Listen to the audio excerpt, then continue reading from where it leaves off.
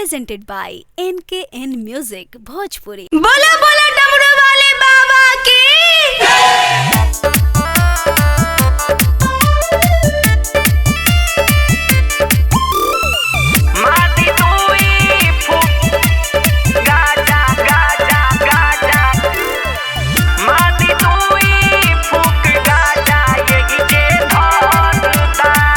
गौड़ा काखे में खूबतिया के बुझाता को कुछो भंगिया के बिना नहीं सूझाता को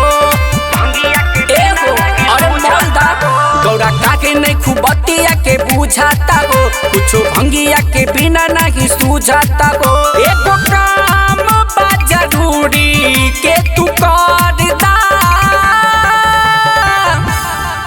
जत बानी देव घर चिलम भर दा मारी दुई फूका गाजा ये जे धर दा देख पानी दू बराइल तू न जर दा मारी दुई फूक गाजा ये जे धर दा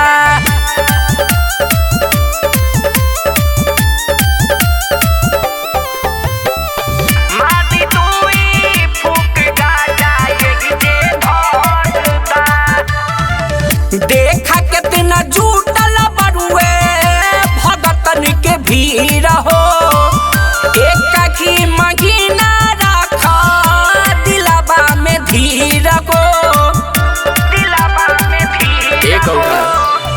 देखा कितना झूठल बरुए भगतन के भीड़ को एक ही महीना रखा दिलबा में धीर हो के कबनो बतिया के न डरदा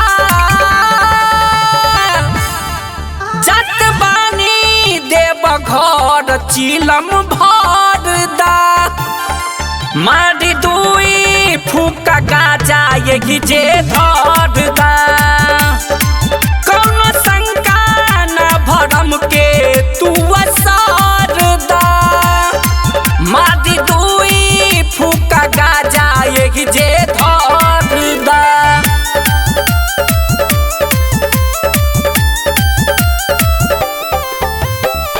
मारी दुई फूक गाजा ये जे धरदा करतरी कवेस्ट देखा दिल खुश दीवाना हो लाखों कवरियन संगे जुटल बा जमाना हो बुझत काहे नहीं करतरी कवेस्ट देखा दिल खुश दीवाना हो लाखों कवरियन संगे जुटल बा जमाना हो प्रेमी अमर के खुशी में न जहर दा जत बानी देव घर चिलम भर दा मारी दुई फूका गाजा ये जे धर दा कौनो टेंशन बात ओकरा तू बिसर दा